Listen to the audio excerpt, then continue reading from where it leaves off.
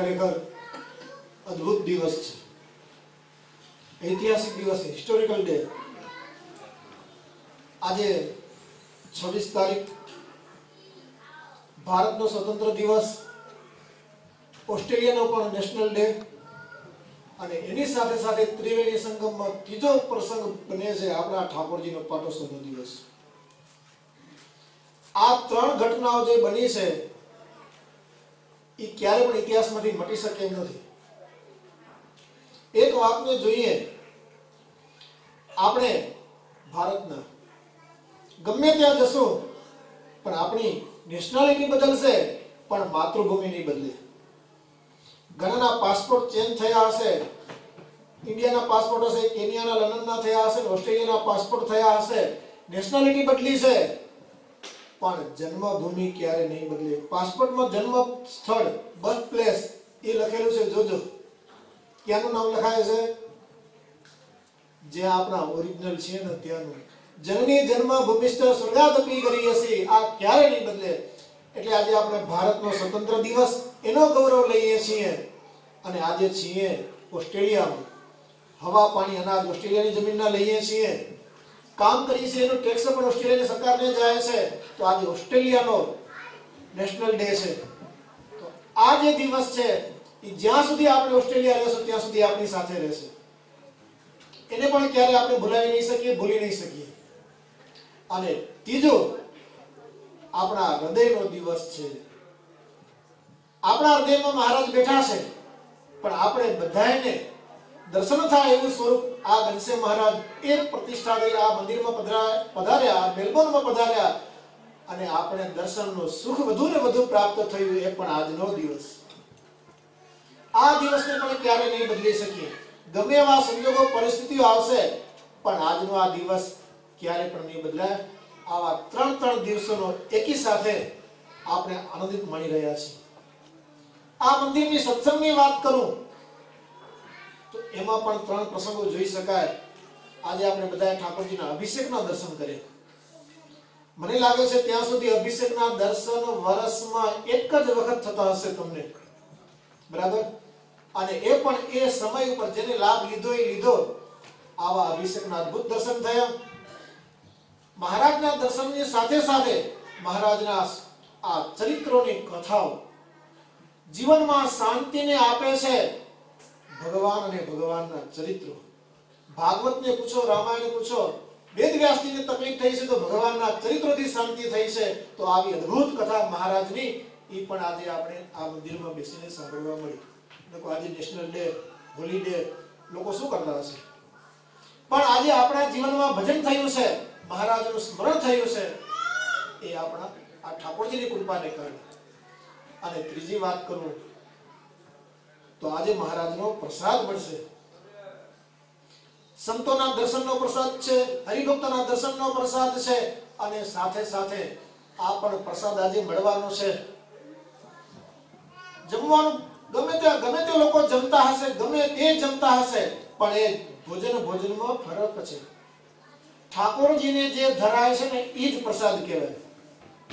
દુકાનોમાં કદાચ મીઠાઈઓ ઘણી બધી હશે પણ અન્નકોટ જે ઠાકોરજીને ધરાયો છે, આવો અદ્ભુત અન્નકોટના દર્શનનો પ્રસાદ, સંતોના દર્શનનો પ્રસાદ, હરિભક્તોના દર્શનનો પ્રસાદ આજે આ પ્રસાદ મળી રહ્યો છે, એ પણ ખરેખર આજના દિવસે આપણો ધન્ય ભાગ્ય છે।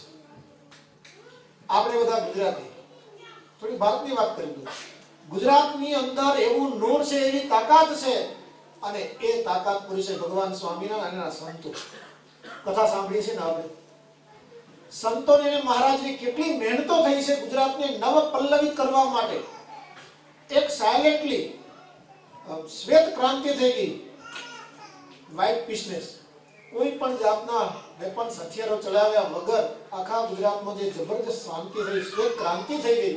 આ શ્રીજી મહારાજનો પ્રતાપ, સંતોની મહેનત અને આપણે બધા આજે જે કાંઈ સંસ્કારી રાડા ગુડા રૂપાળા છીએ એ આ સંતોના પ્રતાપથી છે। આપણે ગુજરાતી, એ ગુજરાતનો પ્રભાવ તમે જુઓ। આખી દુનિયામાં અંગ્રેજનું શાસન હોય અને સૂરજ ક્યારે આથમતો ન હોય, આટલું મોટું શાસન ઓસ્ટ્રેલિયાથી કરીને અમેરિકા સુધી, પણ ગુજરાત એવું રાજ્ય બન્યું કે જ્યાં એમાં પેદા થયેલા ગાંધીજી અને વલ્લભભાઈ એ અંગ્રેજના શાસનના અંગ્રેજના દિવસને અસ્ત કરી દીધો. વલ્લભભાઈ અને ગાંધીજી આ દેશમાં ક્યારે નહીં ભૂલાય, દુનિયામાં ક્યારે નહીં ભૂલાય. ભલે ને નોબેલ પુરસ્કાર ન મળ્યા હોય, પણ જવાહરલાલની વાત નહીં કરું, કારણ કે એના પાપે તો કાશ્મીર સળગે છે અને સૈનિકો શહીદ થાય છે. ગાંધીજી અને વલ્લભભાઈ આ ગુજરાતી વ્યક્તિઓ છે, આખી દુનિયાની અંદર દુનિયાને નવી દ્રષ્ટિ આપી અને આપણે ગૌરવ લઈ શકીએ. અને અહીંયા બેઠા છીએ ને તો પણ ગુજરાતના છીએ. ગુજરાતી ગમે ત્યાં જાય, જ્યાં જ્યાં વસે ગુજરાતી, ત્યાં સદાકાળ ગુજરાત, સદાકાળ ગુજરાત. લંડનમાં મેં લેસ્ટરમાં ગયા હતા, દુકાનોના મોટા મોટા બોર્ડ ગુજરાતીઓ. ખરેખર અમેરિકામાં આપણે કચ્છના હરિભગત છે, બસ બધાને બાજરા રોટલા ખવડાવવાના ચાલુ કરી દીધા ધોરિયાઓને. આ ગુજરાતી જ્યાં જ્યાં જાય ત્યાં સદાકાળ ગુજરાત, ગુજરાત અને ગુજરાત. પણ ગુજરાતના સંસ્કાર છે ભગવાન સ્વામિનારાયણના, અને ગુજરાતની અંદર પણ કચ્છ ઇન્ક્લુડ છે. કચ્છનો પણ સત્સંગ ભગવાન સ્વામિનારાયણ આશ્રિત છે. તો પછી જ્યાં જ્યાં ગયા હોય ત્યાં ભગવાન સ્વામિનારાયણ સાથે લઈને ગયા છે, અને જ્યાં જ્યાં કચ્છી વસે ત્યાં જેતે જેતે કચ્છી હોતે હોતે કચ્છ નીચો આજે. સમુદ્ર में વસે મગરમચ્છ, અને જેતે જેતે કચ્છી હોતે હોતે કચ્છ. તો આપણે પેલા આફ્રિકા ગયા તો ત્યાં મંદિરો ઊભા કરે, લંડનના મંદિરો ઊભા કરે, અને ઓસ્ટ્રેલિયાના પણ આવા ભવ્ય મંદિરો ઊભા કર્યા છે. ભક્તો, કચ્છના સંતોની એક વાત ખાસ રહી છે, જીવનમાં નરનાળ દેવના થઈને રહેજો, મહારાજની આજ્ઞામાં રહેજો, અને સંતો કે એમ કરજો. આ કચ્છના સંતોની 3 આજ્ઞા.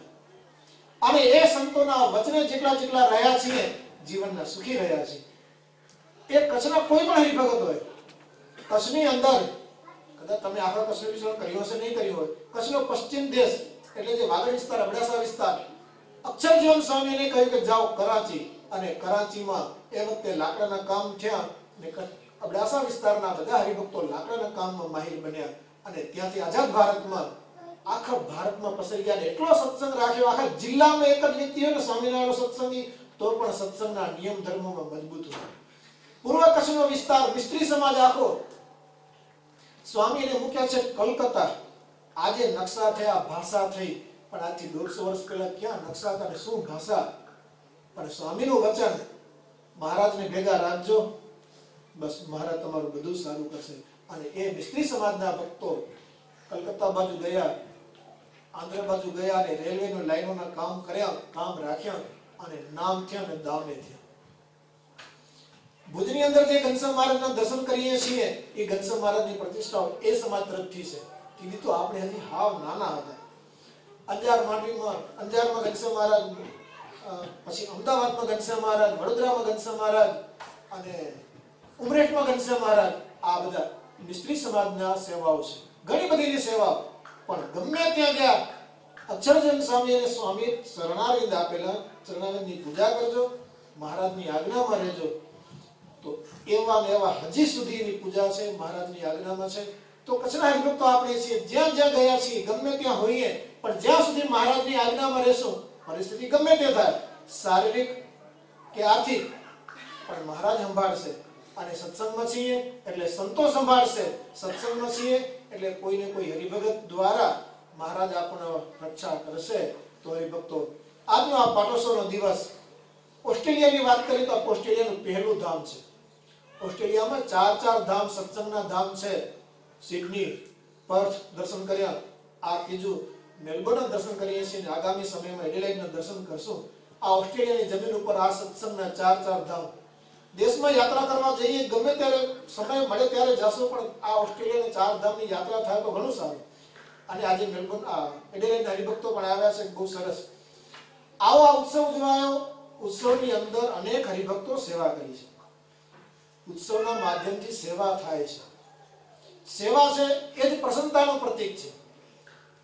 પરસેવો પાડશું તો પ્રસન્નતા મળશે.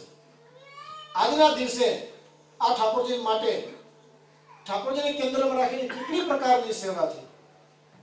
સ્વામીએ વાત કરી એમ અભિષેકમાં પંચામૃતની અત્યારે અનકોટ થઈ રહ્યો છે, તો રસોડાની ધ્વજવંદન કાર્યક્રમ થશે તો એની સેવા, ભોજન પ્રસાદ હશે એની સેવા, જે ભક્તોએ આ સત્સંગને, આ મંદિરને, ઘનશ્યામ મહારાજને કેન્દ્રમાં રાખીને સેવા કરી છે, ઠાકોરજી કોઈ દિવસ કોઈનો ભાર નહીં રાખે.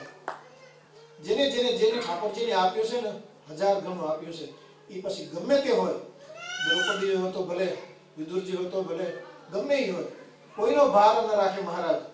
બસ તો આજના દિવસે જેને આ સેવા કરી છે, મહારાજને પ્રાર્થના કરીએ, જેમ આપણો જન્મદિવસ બર્થડે કહેવાય, એમ આજે મહારાજનો પ્રતિષ્ઠાનો દિવસ, બર્થડેનો દિવસ છે.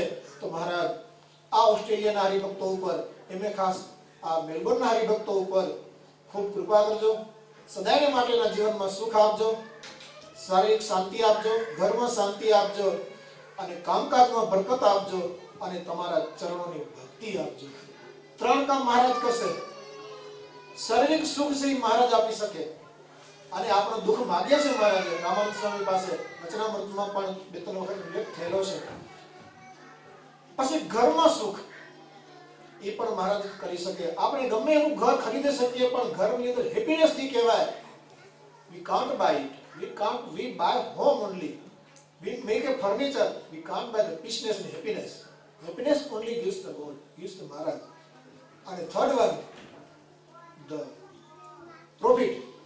રોટેશન ફરે, પણ પ્રોફિટ, બેનિફિટ, જ્યારે મહારાજની કૃપા થાય, by the grace of God we can get it. 3 works done by God, and 1 work we have to do ourselves. What? Devotion, ભક્તિ. મહારાજના શરણાગતિ ભક્તિ આપણે જાતે કરવાની છે. જો આપણે ભક્તિ કરતા રહીશું, એક કામ કરતા રહીશું, તો મહારાજ આપણા 3 કામ કરતા રહેશે. તો જીવનમાં નક્કી કરીએ, મહારાજને પ્રાર્થના કરીએ, આજે મહારાજનો પ્રતિષ્ઠાનો દિવસ, પ્રાગટ્ય દિવસ, અને આપણા ઉપર ખૂબ કૃપા વરસાવે. જેને જે કંઈ સેવા કરી છે એ સેવાનું પણ મહારાજ પૂર્ણ ફળ આપે, અને પોતાનો રાજીપો આપે. એવા મહારાજના ચરણોમાં, સર્વે સંતોના ચરણોમાં વંદન કરી અહીં મારી વાણીને પૂર્ણ કરીશ. બોલે સ્વામિનારાયણ.